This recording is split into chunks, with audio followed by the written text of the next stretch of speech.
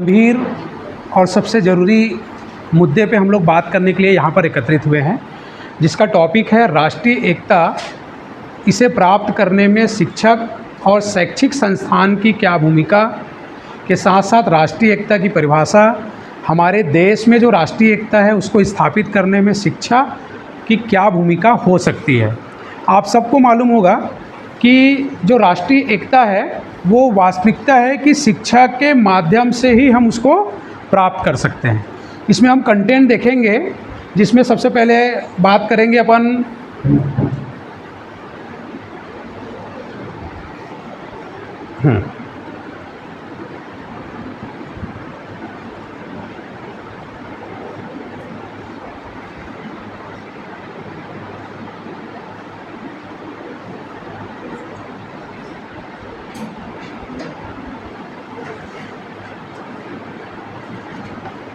प्रस्तावना।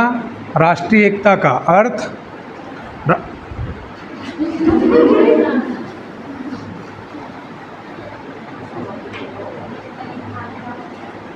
परिभाषा। राष्ट्रीय एकता प्राप्त करने में शिक्षक और शैक्षिक संस्थान की भूमिका, साथ में राष्ट्रीय एकता स्थापित करने में शिक्षा की भी भूमिका। ये इन मुद्दों को लेकर के हम विशेष रूप से चर्चा करेंगे, जिसमें पहले थोड़ा इसके बारे में हम समझ लेते हैं कि राष्ट्रीय एकता मतलब क्या होता है। और राष्ट्रीय एकता के हिसाब से अगर हम देखेंगे तो राष्ट्रीय एकता किसी भी राष्ट्र की प्रगति और स्थिरता की आधारशिला होती है। अब वो आधारशिला कैसे होती है? तो भारत जैसे जो विविधतापूर्ण जो देश है, जहाँ विभिन्न धर्म, भाषा, जाति और विभिन्न प्रकार के संस्कृति के लोग भी यहाँ पर निवास करते हैं, वहाँ राष्ट्रीय एकता का महत्व और भी बढ़ जाता है, क्योंकि यहाँ अनेक प्रकार के जाति, धर्म और भाषा के लोग रहते हैं। यह केवल एक राजनीतिक नारा नहीं है, बल्कि एक मनोवैज्ञानिक और शैक्षिक प्रक्रिया है, जो नागरिकों के दिलों में हम की भावना, मतलब एकता की भावना जो है, या हमारे की भावना जो है, वो जागृत करती है। साथ में आप देखिएगा राष्ट्रीय एकता का अर्थ। तो राष्ट्रीय एकता के अर्थ के रूप में अगर आप बात करते हैं तो राष्ट्रीय एकता का अर्थ जो है वो राष्ट्र के प्रति प्रेम और भक्ति की भावना से है। इसका तात्पर्य ये नहीं है कि सभी लोग एक जैसे हो जाएं, बल्कि इसका अर्थ जो है विविधता में एकता। जब किसी देश के नागरिक अपने व्यक्तिगत क्षेत्रीय या भाषाई हितों को त्याग कर राष्ट्रीय हितों को सर्वोपरि मानते हैं तो उसे राष्ट्रीय एकता के रूप में या राष्ट्रीय एकता कहा जाता है। कुल मिलाकर के हम ये कह सकते हैं कि हमारा देश जो है विविधता वाली देश है। यहाँ पर कई प्रकार के लोग निवास करते हैं, चाहे उसको हम जाति के रूप में ले लें, भाषा के रूप में ले लें, खान पान के रूप में ले लें, या फिर उनकी सांस्कृतिक त्यौहार या फिर संस्कृति को मानने वाले के रूप में ले लें। तो जो राष्ट्रीय एकता है उसका मतलब ये नहीं है कि सब लोग एक जैसे हो जाएं। मतलब कोई अगर दिवाली मनाने वाला है तो रमज़ान मनाने वाले लोग भी रहेंगे, क्रिसमस मनाने वाले लोग भी हैं, और भी विभिन्न प्रकार के अलग अलग प्रदेश की बात अगर हम लोग करेंगे तो अलग अलग प्रदेश में अलग अलग सांस्कृतिक गतिविधियां संचालित होती है। लेकिन इन सब के बावजूद भी जब हमारे अंदर व्यक्तिगत क्षेत्रीयता या फिर भाषाई विवाद को छोड़ करके जब हम एक हित में जुड़ते हैं, जिसको हम लोग राष्ट्रहित कहते हैं, तब जो है वो राष्ट्रीय एकता जो है सही मायने में फुलफिल हो पाता है। उसी को हम राष्ट्रीय एकता कह सकते हैं या कहते हैं। ठीक है, फिर हम बात कर लेते हैं राष्ट्रीय एकता की परिभाषा। आप सभी लोग जानते हैं, ये चित्र दिख रहा है, उसको पहचानते हैं सब लोग? कौन है? तो माननीय डॉक्टर सर्वपल्ली राधाकृष्णन, जिनको हम शिक्षक दिवस के दिन जो है हम लोग स्मरण भी करते हैं। इन्हीं की स्मृति में जो है वो 5 सितंबर का दिन मनाया भी जाता है। इन्होंने बहुत बड़ी बात कही है कि राष्ट्रीय एकता कोई ऐसी एक ईंट या पत्थर की इमारत नहीं है जिसे सीमेंट से जोड़कर खड़ा किया जा सके। यह एक मनोवैज्ञानिक प्रक्रिया है जो कि लोगों के हृदय में धीरे धीरे विकसित होती है। किसी भी चीज़ का निर्माण बहुत तुरंत करने से वो इफ़ेक्टिव या फिर प्रभावी नहीं होता है। अगर आप देखिए, जैसे भगवान शिव की पूजा सब लोग करते हो, किस कामना से करते हो? कि भगवान मुझे अच्छे वर प्रदान करना, भगवान मुझे अच्छी नौकरी प्रदान करना, भगवान मुझे अच्छे घर में भेजना, ताकि मेरा बचा हुआ जीवन जो है वो सुखमय और सुखी के साथ में बीत पाए। भगवान शिव जो है जब हम जलाभिषेक करते हैं तो एक बार में जाकर के पूरा बाल्टी के पानी को डाल देते हैं क्या? तो इसलिए देखिएगा जल कुंभी जो उनके ऊपर लगा रहता है, बूंद बूंद करके भगवान शिव का जलाभिषेक किया जाता है। ठीक उसी प्रकार से धीरे धीरे करके विकसित होने वाली चीज़ से जो है राष्ट्रीय एकता का निर्माण होता है हमारे मन में। फिर से वही बात कि तीज त्यौहार से लेकर के हमारे रहन सहन और आपसी भाईचारा को बढ़ोतरी करने में जो है वो जो चीज़ें बूंद बूंद से जो काम कर सकती है वो एक साथ फ्लो में काम नहीं करती है। ठीक इसी प्रकार से पंडित जवाहरलाल नेहरू जी ने अपनी बात को रखा है, ठीक इसी प्रकार से जी.एस. घुरियो जी ने भी अपनी बात को रखा है। इन्होंने ये कहा है कि राष्ट्रीय एकता एक मनोवैज्ञानिक और शैक्षिक प्रक्रिया है जिसमें व्यक्तियों के दिलों में एकता, दृढ़ता और संबद्धता की भावना का विकास होता है। कुल मिलाकर के हम ये कह सकते हैं जो मनोवैज्ञानिक रूप से जो प्रभावी होता है, शैक्षिक रूप से जो प्रक्रिया होती है, उसमें हमारे मन में, व्यक्तियों के मन में जो है एकता की भावना, दृढ़ निश्चय की भावना और एक दूसरे के साथ में संबद्धता की भावना का विकास होना ही राष्ट्रीय एकता का प्रतीक होता है। ठीक है, तो घुरियो जी की बात को हम लोग यहाँ पर देख करके आगे चलते हैं। राष्ट्रीय एकता प्राप्त करने में शिक्षक या फिर शैक्षिक संस्थान की क्या भूमिका हो सकती है? बहुत महत्वपूर्ण भूमिका होती है शैक्षिक संस्थान की या फिर किसी शिक्षक की। क्यों? क्योंकि शिक्षक और स्कूल जो है वो समाज का दर्पण होता है। जो समाज में चलता है उसी का प्रतिबिंब जो है शिक्षा या फिर शैक्षणिक संस्थान के माध्यम से हमको देखने को मिलता है। और इसकी भूमिका किन रूपों में हो सकती है उसको हमको समझना है कि विद्यार्थियों के ऊपर में कैसे प्रभाव इस दर्पण का पड़ता है। दर्पण आप सभी लोग देखते हैं, देखने से क्या समझ में आता है कि जब हम दर्पण को देखते हैं तो दर्पण देखने के बाद में ये समझ में आता है कि जैसे हम हैं वैसा दर्पण हमको दिखा रहा है। किसी भी प्रकार का लीपापोती या फिर झूठ दर्पण में आप नहीं देख सकते हैं, जो है वही दिखेगा। यहाँ पर शिक्षा और शिक्षक या फिर शैक्षणिक संस्थान आपका जो समाज का जो भी चेहरा है उसको दर्पण के रूप में यहाँ पर दिखाई देता है। तो आगे हम बात कर सकते हैं आदर्श आचरण, सबसे महत्वपूर्ण चीज़ है। तो आदर्श आचरण के रूप में शिक्षक को स्वयं जातिवाद और क्षेत्रवाद से ऊपर उठकर छात्रों के सामने उदाहरण पेश करना चाहिए। आदर्श कोई भी चीज़ें तब बन सकती है जब आप किसी न किसी रूप में उदाहरण के रूप में प्रस्तुत होंगे। मैंने कहा आपको नशाखोरी नहीं करना है, लेकिन आप कॉलेज से छूटते समय या कॉलेज में आते समय हमेशा मेरे को अगर पान ठेला, एक मंदिर जहाँ पर ज़्यादातर लोगों के एकत्रीकरण होता है वहाँ, या ऐसी कई जगह जो जिसको हम आपत्तिजनक जगह कह सकते हैं, वहाँ अगर देखोगे और आने के बाद में मैं बोलूँगा कि फला चीज़ को आपको नहीं करना है, तो फिर वो आदर्श आचरण नहीं होगा। स्वयं पहले उस आचरण को ग्रहण करना होगा, व्यवहार में लाना होगा, तब हम आदर्श आचरण का उदाहरण बता सकते हैं। तो शिक्षक जो है स्वयं जब तक जातिवाद से और क्षेत्रवाद से बाहर या अलग हट करके नहीं सोचेगा, तब तक छात्रों के सामने हम उदाहरण कैसे पेश कर सकते हैं। ठीक हम इसी रूप में हम दूसरी बार बात कर सकते हैं प्रार्थना सभा का आयोजन। सुबह प्रेयर होता है, प्रेयर में हम भगवान को स्मरण करते हैं, शिक्षा की देवी को स्मरण करते हैं और उसके अलावा हम विभिन्न महापुरुषों के बारे में भी चर्चा करते हैं। ठीक उसी बात को यहाँ पर बोला गया है कि प्रतिदिन सामूहिक प्रार्थना सभा में राष्ट्रीय गीतों और महापुरुषों के विचारों का आदान प्रदान या वाचन किया जाना चाहिए। तीसरी पॉइंट है सांस्कृतिक कार्यक्रमों का आयोजन करना। सांस्कृतिक कार्यक्रम केवल एंटरटेनमेंट के लिए कार्यक्रम नहीं होता है, आपकी संस्कृति का आदान प्रदान की एक दूसरे की संस्कृति को हम बेहतर रूप से जान पाएँ, समझ पाएँ और उसके प्रति हम विकसित अपना दिमाग कर पाएँ या उसको इज्जत दे पाएँ बेहतर तरीके से। उसके लिए सांस्कृतिक कार्यक्रम का आयोजन किया जाता है जिसमें विभिन्न राज्यों के लोक नृत्यों और उत्सवों को जो है स्कूलों में या फिर महाविद्यालयों में मनाया जाना चाहिए, जिससे जो है राष्ट्रीय एकता को और मजबूती मिल पाएगा।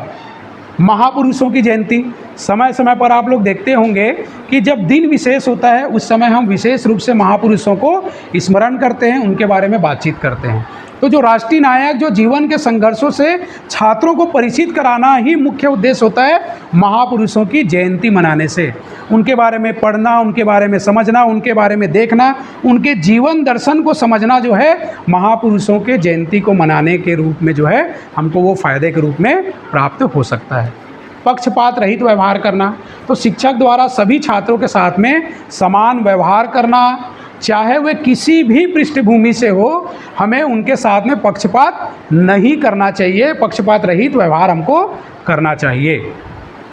सामूहिक गतिविधियाँ, सामूहिक गतिविधियों के रूप में अगर आप देखेंगे तो इसमें ये देखिएगा खेलकूद, एनसीसी, एनएसएस जैसे विभिन्न प्रकार के जो माध्यम हो सकते हैं, कार्यक्रम के जो माध्यम हो सकते हैं, उन माध्यमों के तरीके से उपयोग करके सामूहिक गतिविधियों को आप जो है प्राप्त कर सकते हैं। जैसे हम एक साथ एक ड्रेस में आते हैं, सामूहिक गतिविधियों को संचालित करने के लिए एक दूसरे के अंदर भेदभाव की भावना जो है वो समाप्त हो जाती है।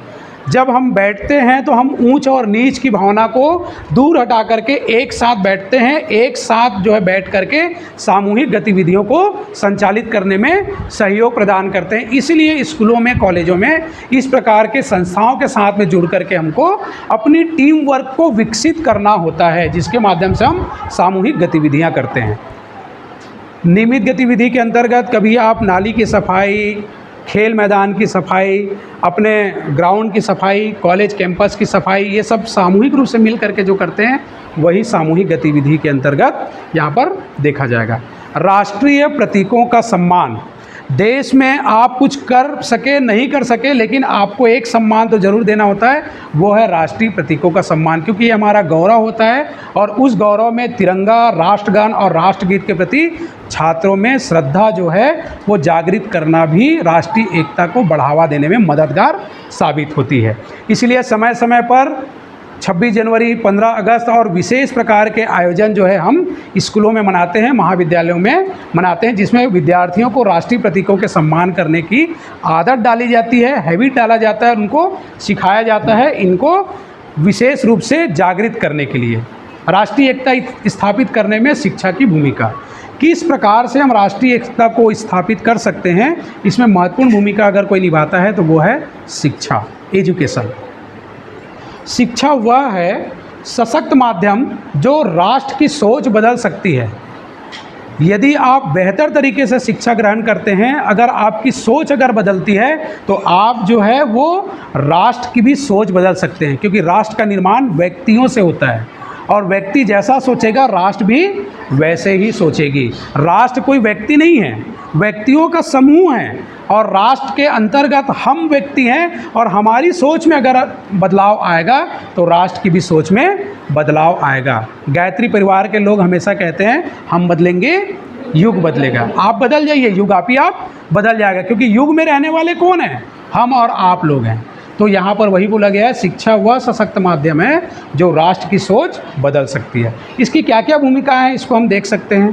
तो पाठ्यक्रम का पुनर्गठन, इतिहास और भूगोल में पाठ्यक्रम में राष्ट्रीय एकता को बढ़ावा देने वाले तथ्यों को शामिल किया जाना चाहिए।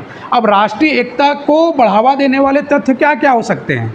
तो राष्ट्रीय एकता को बढ़ावा देने वाले तथ्यों के रूप में आप जो है उन स्मारकों का स्मरण कर सकते हैं जो देश के गौरव या आपके आत्म स्वाभिमान को भी प्रेरित करता हो। भूगोल मतलब ये है कि आपके जो संसार में आपकी जो चित्रभूमि है, आपकी जो भारत भूमि है, उसके बारे में आपको बताया जाए कि कहाँ से लेकर के कहाँ तक हमारी भारत भूमि फैली हुई है। तो उन चीज़ों को पाठ्यक्रम में सम्मिलित किया जाना चाहिए। समान शिक्षा प्रणाली, पूरे देश में एक जैसी शिक्षा संरचना जैसे एनईपी के माध्यम से 2020 में लागू करना ताकि विषमता कम हो सके। हर स्कूल, हर कॉलेज में एक पाठ्यक्रम या फिर एक शिक्षा प्रणाली के अंतर्गत यदि हम विद्यार्थियों को शिक्षा देते हैं तो निश्चित है कि इस शिक्षा संरचना के माध्यम से हम देश में राष्ट्रीय एकता को और अधिक मजबूत बना सकते हैं। हम बात करते हैं भाषा शिक्षण की, तो त्रिभाषा सूत्र के आधार पर जो है वो है 3 लैंग्वेज फार्मूला को अन्य राज्यों की भाषा सीखने के लिए प्रोत्साहित करना है।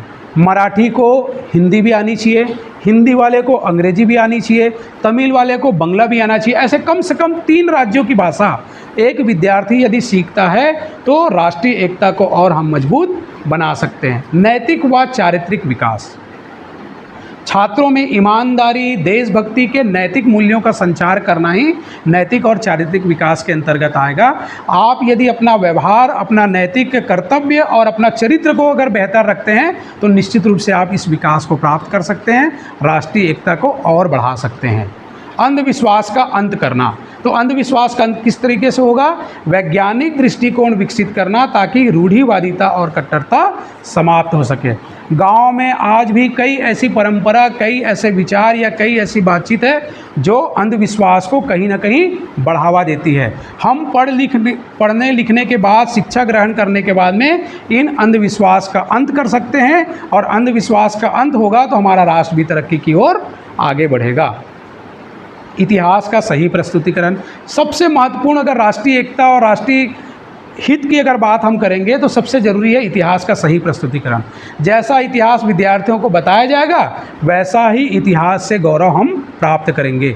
इसलिए सही मायने में इतिहास का प्रस्तुतिकरण किया जाना चाहिए। जैसे उन राजाओं और घटनाओं को पढ़ाया जाना चाहिए जिन्होंने देश को जोड़ने का कार्य किया है, न कि देश को तोड़ने का कार्य किया है। नाम बदलने से आपके गौरव की अनुभूति में बदलाव आता है, नाम बदलने से आपकी हिम्मत में बदलाव आता है, नाम बदलने से आपके स्वाभिमान में विकास आता है। इसलिए यदि कोई इस प्रकार के नाम का चलन है देश में तो उस नाम को बदलकर यदि किसी राजा या उन घटनाओं को जो हमको प्रोत्साहन देती हो, जो हमको उत्साह देता हो, ऐसे नाम को बदल करके इतिहास की सही प्रस्तुतिकरण की जा सकती है, जो राष्ट्रीय एकता के लिए भी बहुत मददगार हो सकता है। व्यस्तता और उत्तरदायित्व सबसे ज़रूरी चीज़ है। छात्रों में राष्ट्र के निर्माण के लिए छोटे छोटे कार्यों के रूप में उसको व्यस्त रखना जरूरी है। स्कूल में, कॉलेज में, मोहल्ले में, घर में, परिवार में, समाज में, प्रदेश में और देश में, सभी जगह जब आप अपने हिस्से के कार्यों को पूर्ण करेंगे तो उन छोटे छोटे कार्यों के माध्यम से आप व्यस्त रहेंगे, और व्यस्त रहेंगे तो अपने उत्तरदायित्व की भी पूर्ति आप कर सकते हैं। एक कॉपी अगर लिखना है, टेस्ट अगर आपको दिया गया है, आपने अगर अपने हिस्से का टेस्ट पढ़ करके आकर के दिया तो आपके उत्तरदायित्व पूर्ण होते हैं। विद्यार्थी का उत्तरदायित्व, आप व्यस्त भी रहेंगे, व्यस्त रहेंगे तो मस्त रहेंगे। जैसे बोलते हैं ना कि खाली दिमाग, तो आप व्यस्त रहेंगे तो आप बेहतर तरीके से भी व्यवहार करेंगे। क्लियर है? तो ये देखिए, सफाई कर रहे हैं, उधर पेड़ लगा रहा है, उधर पेंटिंग कर रहे हैं, उधर रैली निकालने की तैयारी चल रही है, और ये इस प्रकार से व्यस्तता जो है लोगों को व्यस्त बनाते हैं। एनएसएस में हम क्या करते हैं? व्यस्त रहते हैं, और व्यस्त रहते हैं करके मस्त रहते हैं, उसके साथ साथ हम अपने उत्तरदायित्व की भी पूर्ति कर लेते हैं। क्लियर है? फिर हम बात करते हैं अंत में जो सबसे ज़्यादा सबके लिए प्रिय होता है, वो है उपसंहार। ठीक है, तो निष्कर्षतः हम ये कह सकते हैं राष्ट्रीय एकता भारत जैसे विशाल देश की सुरक्षा समृद्धि के लिए बहुत अनिवार्य है। यद्यपि कानून और राजनीति अपनी जगह काम करते हैं, लेकिन वास्तविक एकता शिक्षा के माध्यम से ही संभव है। यदि शिक्षक निष्ठावान हो और शैक्षिक संस्थान जो है अपने दायित्वों का सही निर्वहन करे तो हम एक अखंड और शक्तिशाली भारत का निर्माण कर सकते हैं, जिसमें उन विद्यार्थियों का योगदान होगा जो इस देश को सशक्त, समृद्ध और शक्तिशाली बनाना चाहते हैं। तो ऐसे ही हम राष्ट्रीय एकता के साथ में राष्ट्रीय एकीकरण की भावना को जब विकसित करेंगे तब राष्ट्र की सुरक्षा, राष्ट्र की संप्रभुता और राष्ट्रीय एकता को कायम रख सकते हैं। यहाँ पर आप देख रहे होंगे अखंड और शक्तिशाली भारत। सब लोग एक रहेंगे, एक जैसा सोचेंगे, तभी हम अखंड और शक्तिशाली भारत का निर्माण कर सकते हैं। अंत में भारत माता की जय करते हुए संदर्भित ग्रंथ के रूप में राम सकल पांडे जी ने अपनी एक किताब है, उसमें उन्होंने कहा है उदयमान भारत समाज में इस कंटेंट को लिया गया है। साथ ही साथ जो है जेसी अग्रवाल पुस्तक का नाम है भारतीय शिक्षा के सिद्धांत और तकनीक, और डॉक्टर पीडी पाठक भारतीय शिक्षा और उसकी समस्याएं। तो इस प्रकार से इसको सम्मिलित करके थैंक यू बोलने के लिए इन्होंने तैयार करवाया है। आप लोगों को उम्मीद है, मुझे उम्मीद है आप लोगों से कि ये वाली जो पॉइंट है उसमें आप लोगों को समझ में आया होगा। किसी प्रकार का कोई प्रश्न होगा, कुछ जानना होगा, कुछ जिज्ञासा होगी राष्ट्रीय एकता से संबंधित, तो आप लोग पूछ सकते हैं। तभी हमारा प्रेजेंटेशन जो है पूर्ण होगा। या और कैसे इसको बेहतर बना सकते हैं, उसके लिए सलाह भी आप लोग दे सकते हैं। तो आप लोग के विचार सादर आमंत्रित हैं अभी की इस सेक्शन के लिए। कोई प्रश्न होगा तो पूछ सकते हैं।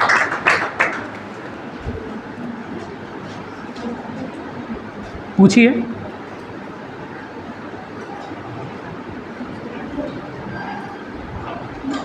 हाँ, दिशा कुछ पूछना चाह रही है, तो ताली बजाइए दिशा के लिए। क्या पूछ रही हो दिशा?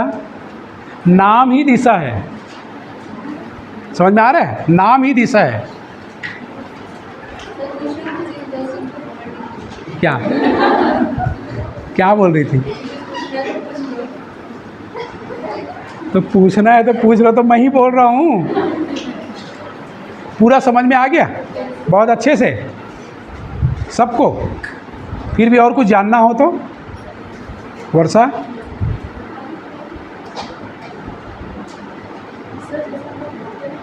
जाति के लोग एक साथ रहना वैसा होता नहीं है, अभी भी मतलब भेदभाव बहुत जगह ऐसे देखने को मिलता है, तो लोग कैसे भूलें? या हम ही आगे आगे अगर दूर भी करना चाहते हैं तो उसमें हजारों रुकावटें ऐसे कि हमारा ही बंद कर दिया जाता है। बिल्कुल सही बात है। आधुनिकता की बात हम जरूर करते हैं, लेकिन आधुनिकता के साथ साथ में हमारी समझ और सोच में आधुनिकता नहीं आई है। आज भी हम छोटी छोटी जाति और छोटे छोटे पंथ के रूप में बटे हुए हैं, लेकिन फिर भी बहुत अधिक मायने में जो पुरानी सोच और रूढ़िवादिता सोच जो चल रही थी, उसमें बहुत अधिक अंतर आ चुका है। पहले और अब में इतना अंतर हमको देखने को मिलता है कि पहले अगर मान लीजिए उसी जाति के आधार पर लोग ज़्यादा सोचते थे तो उसको बहुत ज़्यादा प्रताड़ित करना, पनिशमेंट करना, या फिर यूँ कहे कि उनको सज़ा देने जैसे प्रक्रिया तक आगे बढ़ जाती थी। आज वो चीज़ें समाप्त हुई है। आज लोग कानून का सहारा ले रहे हैं, या यूँ कहे तो समाज का सहारा ले रहे हैं, और कई कंडीशन में ऐसा भी होता है कि परिवार के लोग भी सहायता प्रदान करते हैं। लेकिन अभी भी सोच में बदलाव की ज़रूरत है। और जैसे शुरू में कहा गया है, डॉक्टर सर्वपल्ली राधाकृष्णन ने, बूंद बूंद करके, धीरे धीरे करके किसी भी सोच को बदलाव की स्थिति में लाया जा सकता है। तो जब युवा वर्ग इस क्षेत्र में बेहतर तरीके से काम करेंगे तो निश्चित रूप से लोगों के दिमाग में और परिवर्तन आएगा और लोगों की सोच बदलेगी। बहुत हद तक बदल रही है और धीरे धीरे और बदल सकती है। पर लोगों को शिक्षित करने की ज़रूरत है कि जात पात में किसी भी प्रकार से बंटने की ज़रूरत नहीं है। एक राजनीतिक रूप से अभी नारा दिया जा रहा है, वो नारा केवल वास्तव में नारा नहीं है। आप एक रहिए तो बेहतर तरीके से कार्य कर सकते हैं, उसमें जाति धर्म की कोई बात है ही नहीं। ठीक है, और कोई? बैठ जाइए, ख़त्म करें। चलिए, थैंक यू।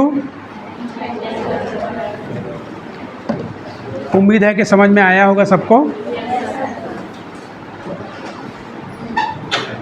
कितना देर चला है? 15 मिनट, 22। हाँ, तो 4 मिनट तो इन लोग लिए ना वर्षा लोग।